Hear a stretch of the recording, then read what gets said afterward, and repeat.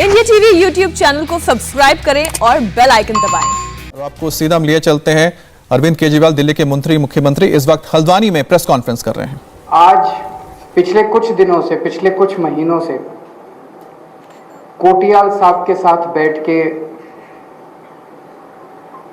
उत्तराखंड के लोगों के साथ बैठ के, देवभूमि के लोगों के साथ बैठ के इन 21 सालों की दुर्दशा को 21 महीनों में ठीक करने का हम लोग प्लान बना रहे हैं।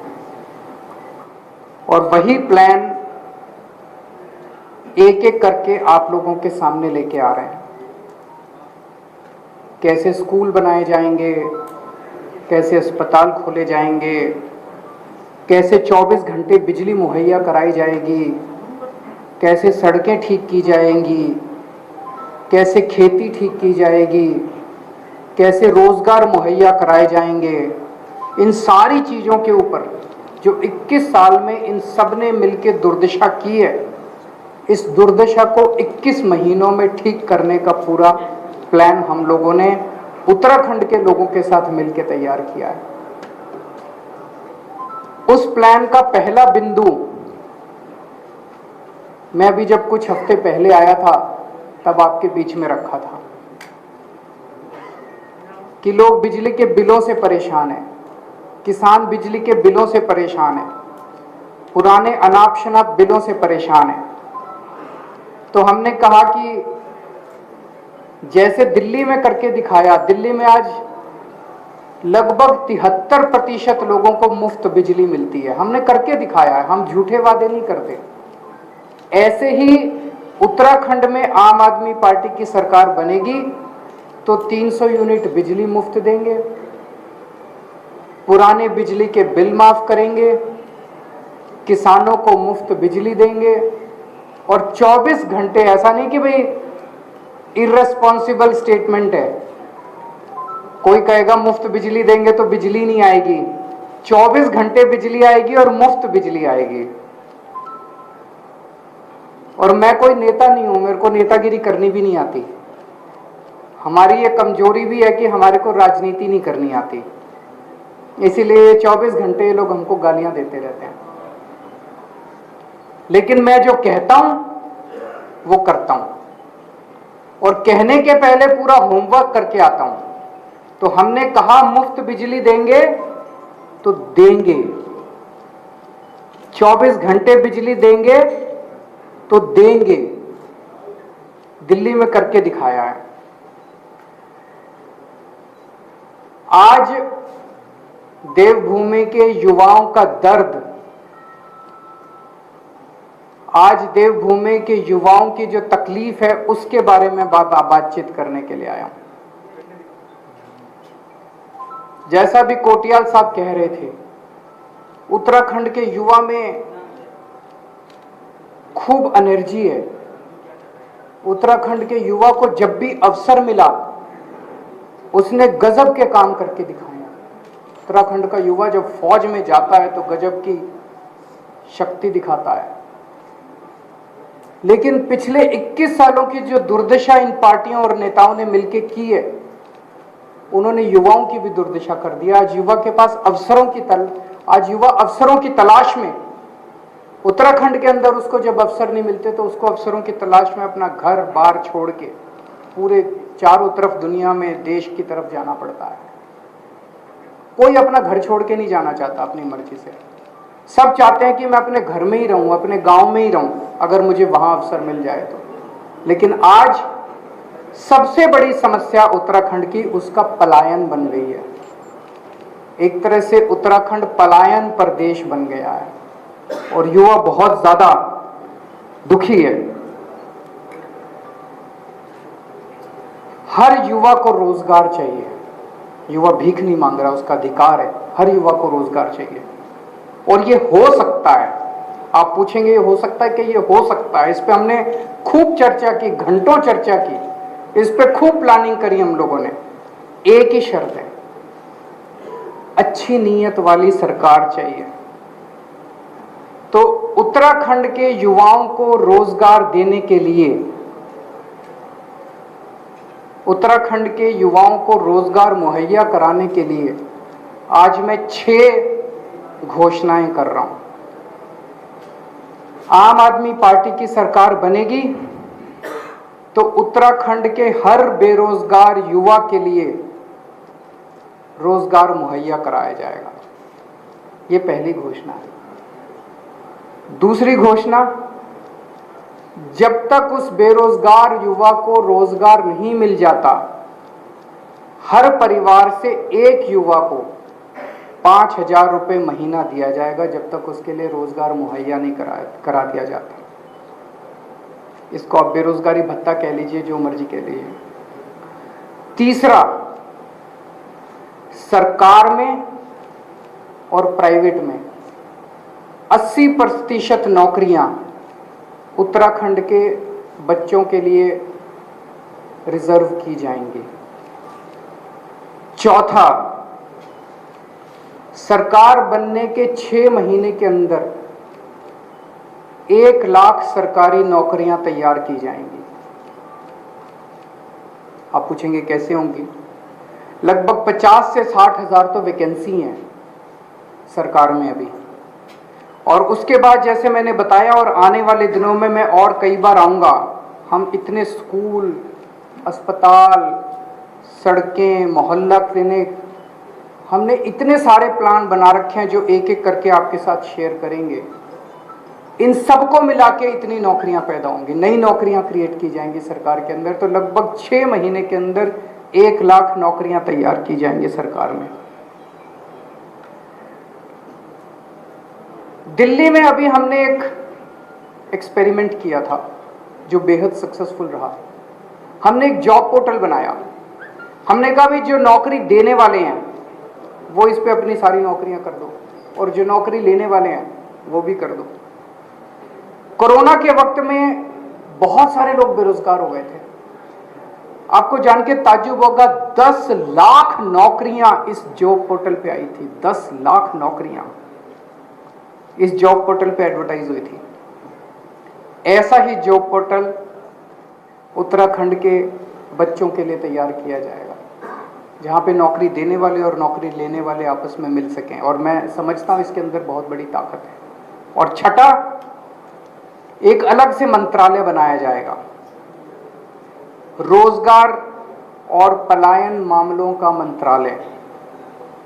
उस मंत्रालय का काम होगा कि रोजगार के नए नए अवसर तैयार करना एक तरफ, और दूसरा युवाओं को पलायन करने से रोकने के लिए सभी उचित कदम उठाना, और तीसरा, जो लोग उत्तराखंड छोड़ के चले गए हैं वो अगर वापस आना चाहते हैं, पलायन कर चुके हैं, वो वापस आना चाहते हैं, उनके लिए उचित कंडीशंस तैयार करना।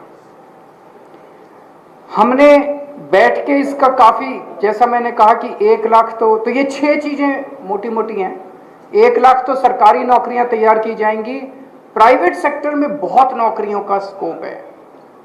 टूरिज्म के अंदर इतनी असीमित संभावनाएं हैं, असीमित अवसर हैं, इनफाइनाइट अवसर है। टूरिज्म का जबरदस्त इंफ्रास्ट्रक्चर तैयार किया जाएगा।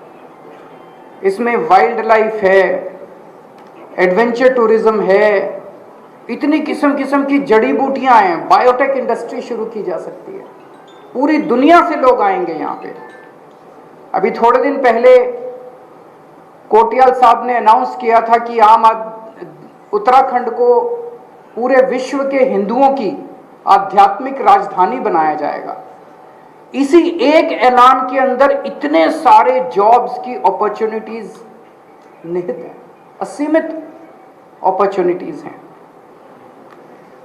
तो मैं और कोटियाल साहब जो हमारे सीएम कैंडिडेट हैं, उनको नौकरी दिलवाना आता है। उन्होंने अभी तक 10,000 बच्चों को तब नौकरी दिलवाई जब उनके पास कोई ताकत नहीं थी, उनके पास कोई शक्ति नहीं थी। इच्छा थी दिल में बस कि मेरे बच्चे बेरोजगार क्यों हैं, मेरे उत्तराखंड के बच्चे बेरोजगार क्यों हैं। तो उनके नीयत भी है, इच्छा भी है, और करना भी आता है उनको। नौकरी दिलवाना भी आता है। तो अगर आप भाजपा को वोट दोगे तो हर महीने एक सीएम मिलेगा, और अगर आप आम आदमी पार्टी को वोट दोगे तो 5 साल का एक स्टेबल सीएम मिलेगा जो आपके बच्चों को रोजगार देगा। तो मैं समझता हूं कि इन घोषणाओं के लागू होने से उत्तराखंड में पलायन बंद होगा, और धीरे धीरे आने वाले कुछ महीनों के अंदर जो मैंने बताया कि 21 सालों की दुर्दशा को 21 महीने में कैसे ठीक करना है, इसकी प्लानिंग आपके समक्ष मैं एक एक करके आता रहूंगा। अगर आपके कोई प्रश्न है तो। आर्थिक स्थिति बेहद खराब हो गई है। आर्थिक स्थिति सुधारने के लिए क्या प्रयास रहेंगे सरकार? एक मिनट एक एक करके सुन लेते हैं। आर्थिक स्थिति बेहद खराब है उत्तराखंड की, कई सारे काम हम नहीं कर पाते, सरकार की सैलरी नहीं दे पाते कर्मचारियों को, उसको लेकर क्या बिजली कैसे जब हाँ मैं वो बड़ा इंपॉर्टेंट क्वेश्चन है, उसको एक बार जवाब दे दूं। उन्होंने पूछा कि उत्तराखंड की सरकार की आर्थिक स्थिति बहुत ज्यादा खराब है, यहां तक कि तनख्वाह देने के भी लाले पड़े रहते हैं, ऐसे में इतनी बड़ी बड़ी घोषणाएं कैसे लागू करेंगे। इसमें मैं बस आपको एक ही उदाहरण दूंगा जो हमारा तो एक्सपीरियंस भी कम है, हम तो नेता भी नहीं है। दिल्ली चला के देखी हमने। दिल्ली में भाई साहब जब हमारी सरकार बनी थी 2015 में, उसके पहले जब मैं लोगों को कहता था बिजली फ्री करूंगा, पत्रकार मेरे से यही क्वेश्चन पूछते थे, जी दिल्ली में तो तनख्वाह देने के भी पैसे नहीं है, दिल्ली सरकार तो घाटे में चल रही है, दिल्ली में तो बिल्कुल पैसा ही नहीं है, आप रेवेन्यू कहां से लाओगे। तो मेरा छोटा सा 6 साल का दिल्ली सरकार चलाने का एक्सपीरियंस है, सरकारों में पैसे की कमी नहीं है, नीयत की कमी है। हमने 6 साल के अंदर, आज ये मैं नहीं कह रहा, सीएजी की रिपोर्ट आई है 2019 की, आप पढ़ना सीएजी की रिपोर्ट। 2015 में हमने सरकार बनाई, 4 साल के अंदर दिल्ली का जो घाटे का बजट आता था, 4 साल के अंदर वो नफे का, प्रॉफिट का बजट आने लग गया। सीएजी की रिपोर्ट है कि पूरे देश में अकेले दिल्ली सरकार है जो नफे का बजट दे रही है। क्यों? हमने क्या किया? भ्रष्टाचार खत्म कर दिया। एक छोटा सा उदाहरण देता हूं, एक फ्लाईओवर बनना था, वजीरपुर फ्लाईओवर, कभी जाओ तो देख लेना, 325 करोड़ का बनना था। अब सरकार में अगर कोई 325 करोड़ का फ्लाईओवर बनना हो और उसका एस्टीमेट 325 करोड़ हो, तो वो बनते बनते बनते बनते 1500 करोड़ का बनता है कि नहीं बनता? और अगर 2 साल में पूरा होना तो 10 साल में पूरा होता। हमने 325 करोड़ का फ्लाईओवर 200 करोड़ में बना दिया। मुझे लगता है आजादी के बाद की पहली सरकार होगी जो 325 करोड़ का फ्लाईओवर सरकारी 200 करोड़ में पूरा करती होगी। हर काम में पैसे बचाते हैं भाई साहब। तो सरकार में पैसे की कमी नहीं है। जितनी घोषणाएं मैं कर रहा हूं, ये सारी एक एक घोषणा पूरी होगी। एक मौका कोटियाल साहब को देके देखो आप लोग।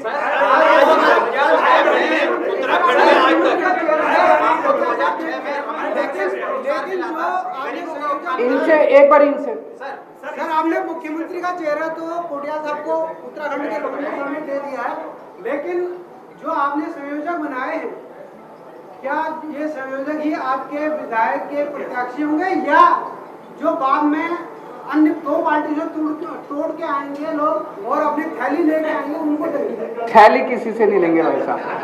थैली लेंगे तो आपसे लेंगे। एक मिनट, उनका प्रश्न का जवाब सुन लीजिए। उनका प्रश्न ये है कि कोटियाल साहब को तो सीएम कैंडिडेट बना दिया, अब आपने अपनी पार्टी के कुछ वो अनाउंस किए हैं, अधिकारी प्रभारी अनाउंस किए हैं, तो क्या इनको आप कैंडिडेट बनाएंगे या कैंडिडेट दूसरी पार्टियों से जो थैलियां पैसे की लेके आएंगे उनको बनाएंगे? पहली चीज तो हमारी पार्टी में थैली का सिस्टम नहीं है। जैसा मैंने कहा, हमें राजनीति भी नहीं करनी आती और भ्रष्टाचार भी नहीं करना आता, ये हमारे खून में ही नहीं है, पहली चीज। दूसरी चीज, इनमें से कई लोग कैंडिडेट भी बनेंगे और कई लोग पार्टी की जिम्मेदारी भी संभालेंगे। पार्टी भी संभालनी जरूरी है। अगर सारे कैंडिडेट बन गए तो पार्टी कौन चलाएगा? कुछ। तो आप सुन रहे थे दिल्ली के मुख्यमंत्री अरविंद केजरीवाल, जो उत्तराखंड में चुनाव को लेकर अपने पार्टी का पूरा एजेंडा बता रहे थे, और साथ ही साथ कह सकते हैं एक तरह से मैनिफेस्टो उन्होंने बता दिया कि उनकी पार्टी आएगी तो क्या करने जा रही है। हालांकि मुफ्त में बिजली का उन्होंने जो वादा किया एक बार फिर से दोहरा दिया है। आपको बता दें इस बीच मुंबई से एक बड़ी खबर आ रही है, पूरी डिटेल देंगे ब्रेक के बाद। नमस्ते, मैं हूं मीनाक्षी जोशी। वीडियो और खबरों से अपडेट रहने के लिए India TV YouTube channel subscribe करें, बेल आइकन दबाना ना भूलें। जुड़े रहें इंडिया टीवी के साथ।